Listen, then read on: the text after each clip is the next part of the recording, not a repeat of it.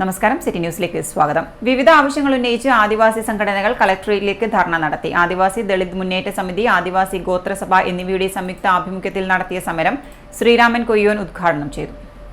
ആനമതിൽ നിർമ്മാണത്തിന്റെ മറവിൽ ആദിവാസി പുനരധിവാസത്തിന് മാറ്റിവെച്ച ഭൂമി പിടിച്ചെടുക്കാനുള്ള വനംവകുപ്പിന്റെ നീക്കം ഉപേക്ഷിക്കുക, ആറളം ഫാം ആദിവാസി ഭൂമി കുത്തക പാട്ടത്തിന് കൈമാറുന്ന നടപടി നിർത്തിവെക്കുക, ആറളം ഫാം ആദിവാസി സ്വയംഭരണ മേഖലയായി പ്രഖ്യാപിക്കുക തുടങ്ങിയ ആവശ്യങ്ങൾ ഉന്നയിച്ചാണ് ആദിവാസി സംഘടനകൾ കളക്ടറേറ്റിന് മുന്നിൽ ധർണ നടത്തിയത്.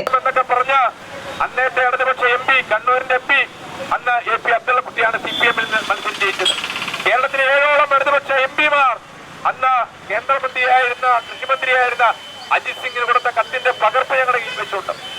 പക്ഷേ ആന്റണിയുടെ ഇച്ഛാശക്തിക്ക് മുമ്പിൽ ഫാം ഏറ്റെടുക്കാൻ തയ്യാറാവുകയും 2004 ജൂൺ മാസം 6-ാം തീയതി ഫാം കേരള സംസ്ഥാന ഗവൺമെന്റ് പട്ടികവർഗ ഡിപ്പാർട്ട്മെന്റ് ഏറ്റെടുത്തുകൊണ്ടുള്ള ഉത്തരവുണ്ടായി.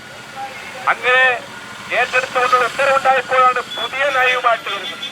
അതായത് ഫാം പകുതിയായി തൊഴിലാളികളുടെ ക്ഷേമത്തിന് വേണ്ടി മാറ്റും, പകുതി ആദിവാസികൾ. നമുക്കറിയാം, നിങ്ങളൊക്കെ പലരും പത്രമാധ്യമ പ്രവർത്തകരുൾപ്പെടെ ഫാമിൽ പോയിട്ടുള്ള ആളുകളാണ്. അതായത് 1 മുതൽ 6 ബ്ലോക്കും 8ാം ബ്ലോക്കുമാണ് ഫാമായി നിലനിർത്തുന്നത്.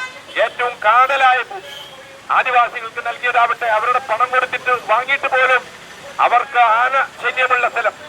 അതോടൊപ്പം തന്നെ ചെങ്കുത്തായി കിടക്കുന്ന പാറക്കെട്ടുകൾ, കുടിവെള്ളം പോലും കിട്ടാൻ സാധ്യതയില്ലാത്ത മേഖലകൾ ആദിവാസികൾക്കായി അളന്നു കൊടുത്തു.